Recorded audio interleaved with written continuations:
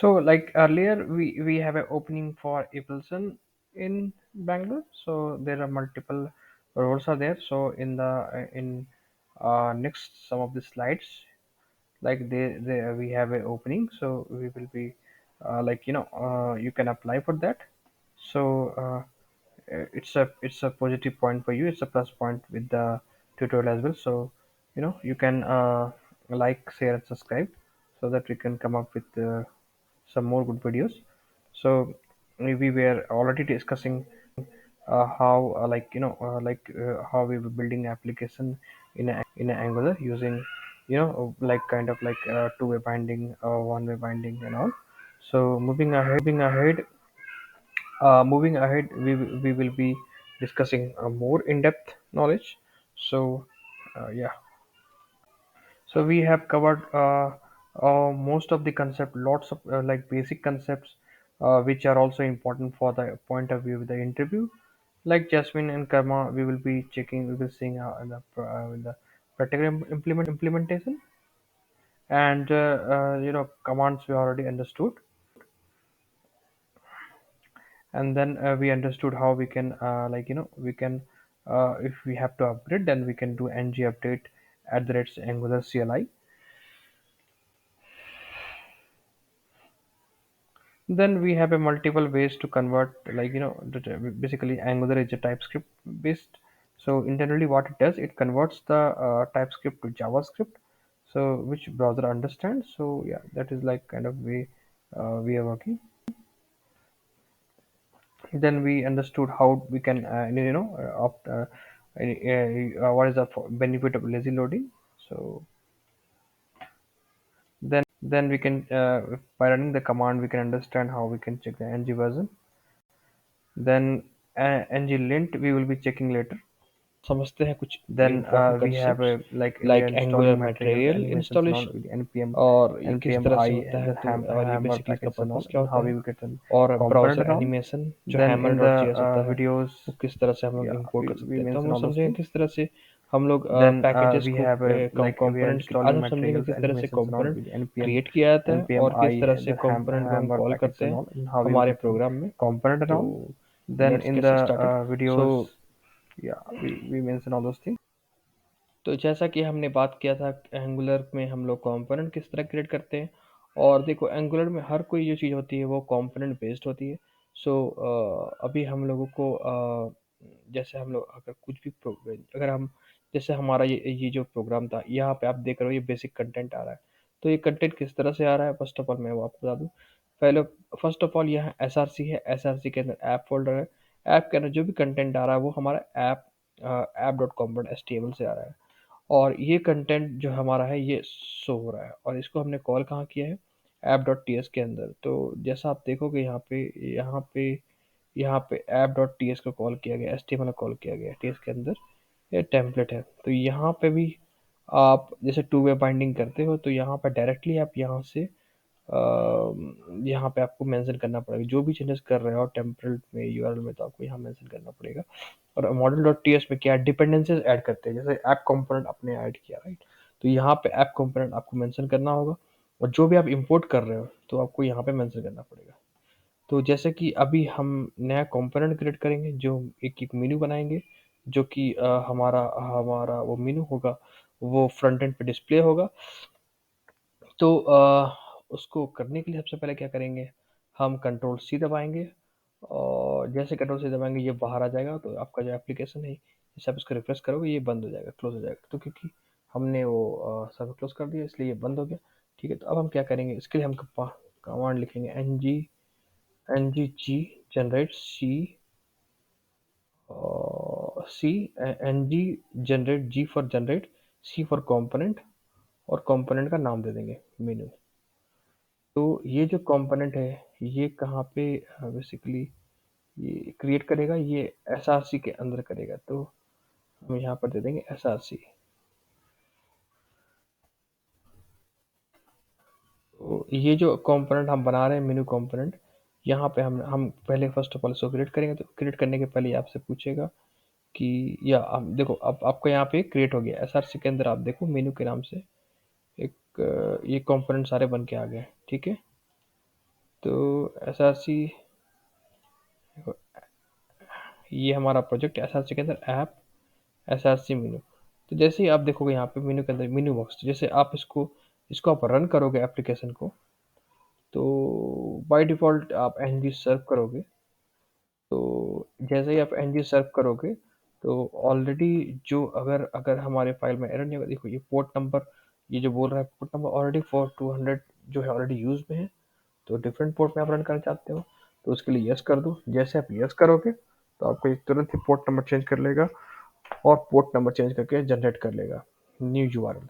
तो अभी आपको क्या दिखेगा, जैसे ही हमने हमने क्या किया, हमने एंगुलर में मेनू जनरेट किया, राइट? तो मेनू जनरेट किया तो ये कंपाइल हो गया सक्सेसफुली। देखो ये पोर्ट नंबर क्या दिया इसने, unique port number automatic generate कर लिया। तो ये एक खासियत है एंगुलर की कि आपको बार बार पोर्ट चेंज करना नहीं पड़ेगा। अपने जो पोर्ट पे चलाना है वो ये ऑटोमेटिकली एंगुलर, ये देखो आपको ये आ गया। अब जो है हमने जो मेनू क्रिएट किया था, ये मेनू वर्क्स आ गया। अब ये शो नहीं हो रहा, क्यों नहीं शो हो रहा? क्योंकि हमने इस मेनू को, ये ऐप मेनू को कॉल नहीं किया है। तो यहाँ से हम सेलेक्टर को लेंगे जो हमने मेनू क्रिएट किया था, और हम हमने अपने ऐप मेनू पे जाएंगे और यहाँ जाके हम इसे कॉल करेंगे। तो जैसे ही हम यहाँ पे इसको लिखेंगे, तो आप देख सकते हो यहाँ पर हमारा एक मेनू आ गया, मेनू वर्क्स आ गया। तो जो कंटेंट यहाँ पे है वो आ गया मेनू वर्क्स, जो हमारा HTML के अंदर है वो HTML आ गया। अब हमें यहाँ पे मेनू बनाना है, तो हम मेनू बनाने के लिए क्या लेंगे, अनऑर्डर्ड ऑर्डर लिस्ट ले लेंगे, यूएल, और यूएल के अंदर हम यूएल ले लेंगे, और यूएल के अंदर हम एक लिस्ट ले लेंगे, li।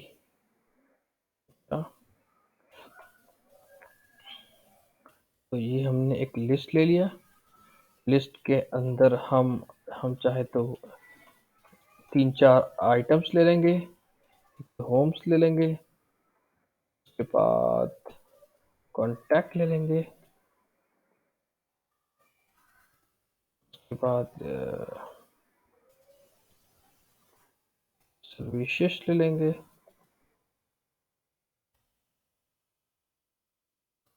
उसके बाद फोटोस ले लेंगे। ये सारी सर्विसेज ले लेंगे। जैसे आप इसको देखोगे फ्रंट एंड पे, तो आपको इस तरह से दिखेगा। तो ये मेरा होम मेन्यू बन गया। तो अब चाहे तो यहाँ पे आप बूटस्ट्रैप भी यूज़ कर सकते हो, बूटस्ट्रैप इंक्लूड कर सकते हो, और बूटस्ट्रैप को इंक्लूड करके आप अपने तरीके से काम कर सकते हो।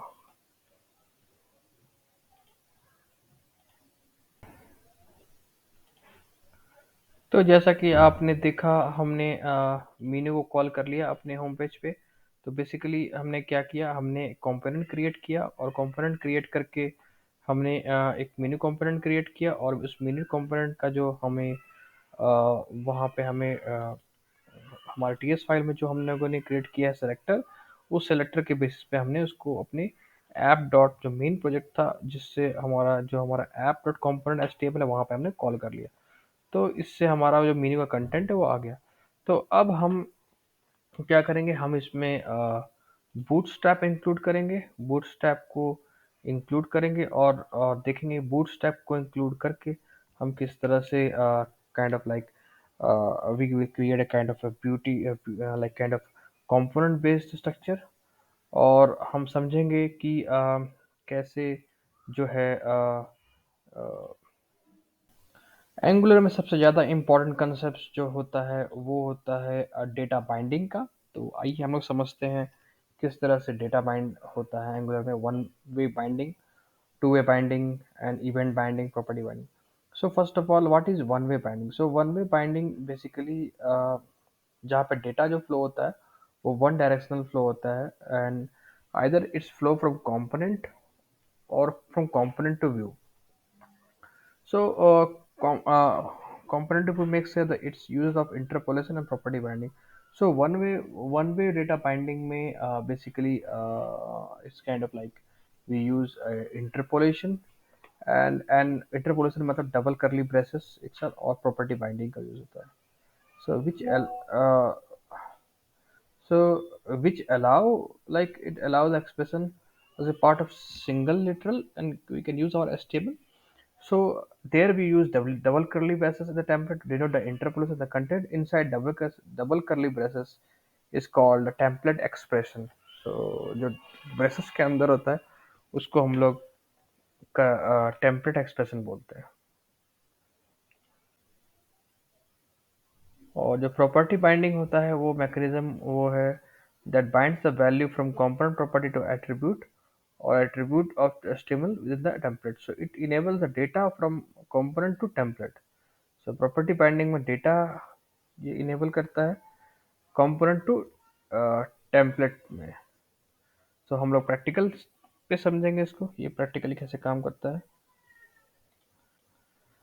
Whereas the event binding allows us to bind the events such as click, hover, touch, keystroke, etc.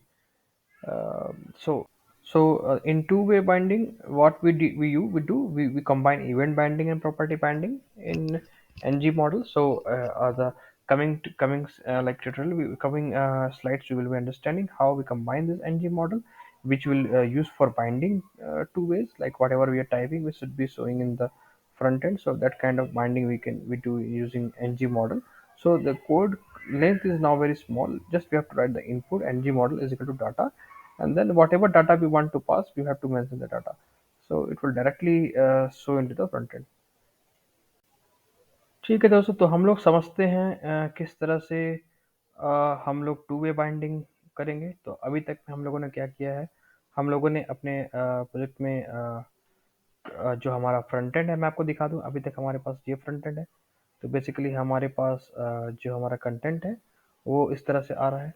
ठीक है, तो अभी हमें क्या करना है, हमें टू वे बाइंडिंग को देखना है। तो टू वे बाइंडिंग को क्रिएट करने के लिए सबसे पहले हम एक न्यू कंपोनेंट क्रिएट कर लेंगे, N G generate C for create, और कंपोनेंट का नाम देंगे E M P and E M P details. तो जैसे हम क्लिक करेंगे तो आपको हमारे प्रोजेक्ट में एक कंपोनेंट दिखेगा बना हुआ, जो कि आप देखोगे यहाँ पे आपको एसआरसी के अंदर दिखेगा, ऐप के अंदर ईएमपी कंपोनेंट बन के आ गया। ठीक है, तो अभी आप जैसे ही इसको एनजी सर्व करोगे तो ये चल जाएगा और आपको फ्रंट एंड पे ये कंटेंट दिख जाएगा, ईएमपी वर्क्स। ठीक है, तो सॉरी ये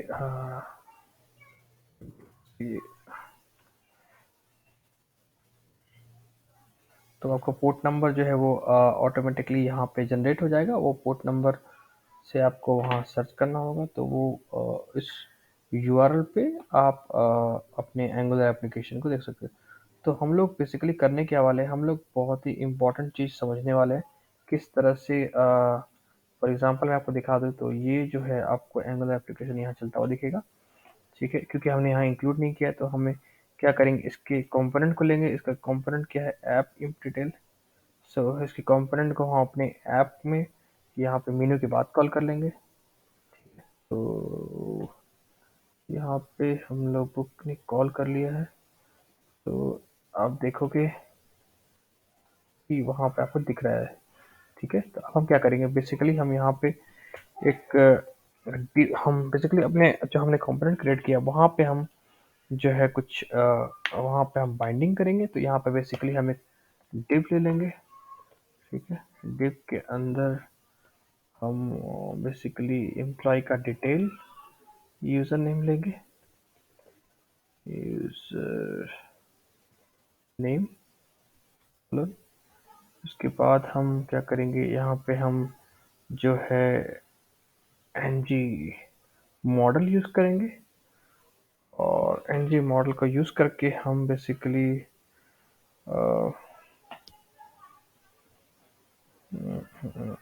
जो हमारे पास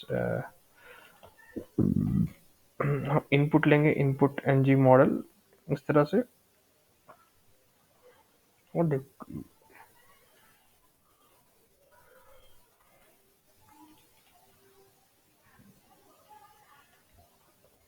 यहाँ पे हम रखेंगे इसको।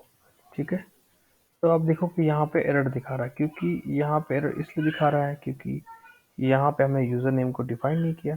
तो हमें यूज़र नेम को यहाँ ईएमपी कंपोनेंट में डिफाइन करना पड़ेगा। तो हम किस तरह डिफाइन करेंगे? उसको डिफाइन करने के लिए हम उसको डिफाइन करने के लिए हम यहाँ पे एक यूजर नेम क्रिएट कर लेंगे एडमिन नाम का, यूजर नेम स्ट्रिंग। ओके, तो यहाँ पे आप इसको डिफाइन कर दो स्ट्रिंग एडमिन।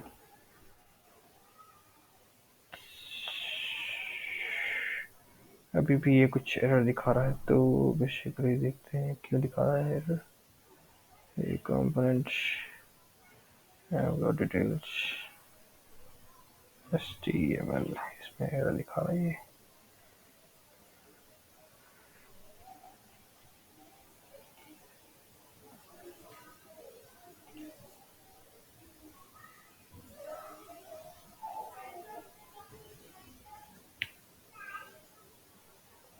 अच्छा, तो ये जो है NG मॉडल है। तो बेसिकली हम लोगों को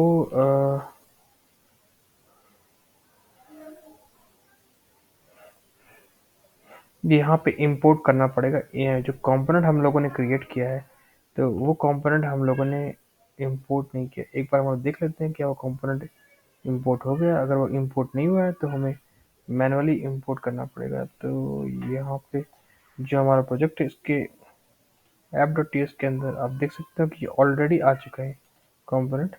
तो यहाँ मिनी कंपोनेंट जो हम लोग क्रिएट किया वो ऑटोमेटिकली यहाँ पे आ गया। बट यहाँ पे जो एरर दे रहा है वो कुछ और ही चीज़ के लिए दे रहा है बेसिकली। तो समझते हैं वो एरर क्यों दे रहा है, क्योंकि माइट भी हो सकता है कि यहाँ पे जैसे एम्प्लॉय का उनको क्लास नहीं मिल रहा हो। यूज़र नेम हम लोगों ने डिफाइन कर रखा है, user name user name user name user name. ठीक है, यहाँ पे HTML के अंदर यूज़र नेम ये रहा। हम्म, ठीक है। टेम्पलेट URL, अच्छा URL में ये बताना रॉन्ग है। टेम्पलेट URL जो है, टेम्पलेट URL डिटेल।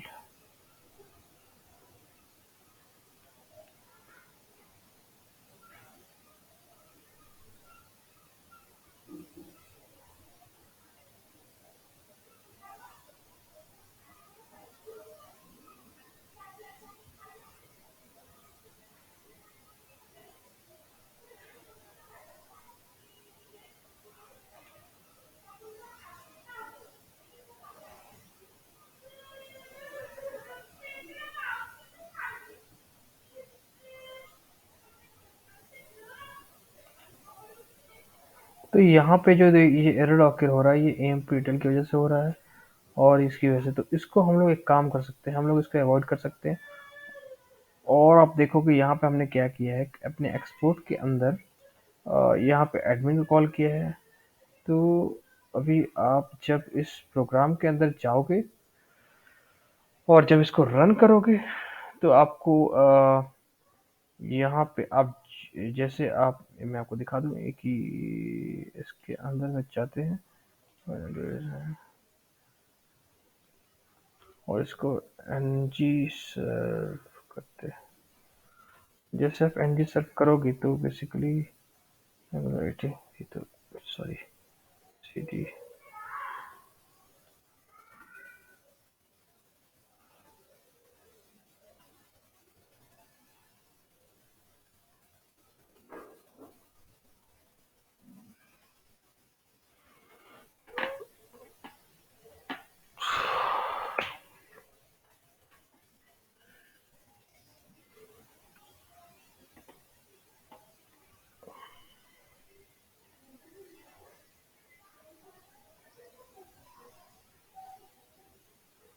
तो ये बिल्ड कर रहा है एप्लीकेशन, जो कि बेसिकली ये क्या करेगा, जो भी इनपुट हम डालेंगे तो ये इनपुट हमें स्क्रीन पे शो करेगा। तो दैट इज कॉल्ड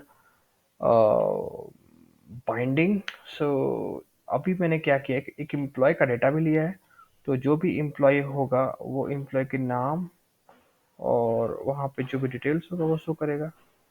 तो देखते हैं कैसे काम करता है ये। ठीक है।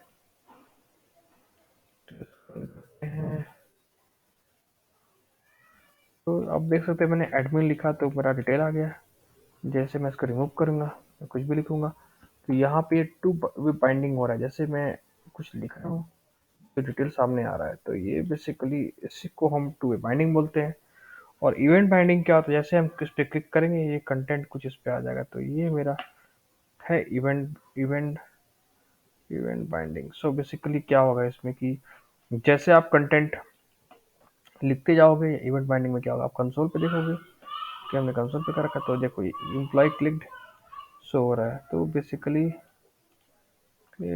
ये बेसिकली क्या है कि जैसे ही आप ठीक है, तो ये चीज़ें जो है ये हम कर सकते हैं इवेंट बाइंडिंग से, बाइंडिंग के थ्रू। ये हमारा टू वे बाइंडिंग है। तो इस तरह से हम लोग कर सकते हैं। तो उसके लिए हमने क्या किया, पहले एक एम्प्लॉय का डिटेल बनाया, डेटा डिटेल, और हमने क्या किया, इसको component डॉट टी एस के अंदर यहाँ पे इसको कॉल किया। तो इस ये जो डिटेल है ये सारा डिटेल जो है बाय डिफ़ॉल्ट दिख जाएगा। जैसे आप अभी अगर रिफ्रेश करोगे तो अभी आपको ये एडमिन दिखेगा बाय डिफ़ॉल्ट। और ये हमें यहाँ पे बता रहा है कि ये एडमिन है। और ये एडमिन का एम्प्लॉय नेम क्या है ये हमने फेच कर लिया बेसिकली यहाँ से। जो हमारा एडमिन होगा तो यहाँ से हम फेच कर लेंगे। ठीक है। तो इस तरीके से एंगुलर में हम टू वे बाइंडिंग्स को अचीव करते हैं यूजिंग एनजी मॉडल। तो एनजी मॉडल में अगर आप यहाँ देखो, इनपुट हमने डिफाइन किया, input NG model user name. Then हमने यहाँ पे डिफाइन किया जो भी आप लिखेंगे तो उसको यहाँ पे वो रेंडर कर देगा। तो ये इसका मेन पर्पस होता है कि इंटरपोलेशन यूज़ किया है मैंने यहाँ पे यूज़ करके। और जो भी इम्प्लॉय की डिटेल्स है आपने यहाँ पे लिख रखे हैं वो हम गेट कर रहे हैं टीएस से। So that is kind of like a feature. Okay. So there is an opening in Epilson. So basically, this is the email address.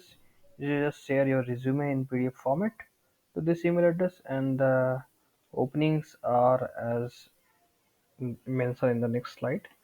So like you can check it and share it as per your requirement, like for which profile you're applying.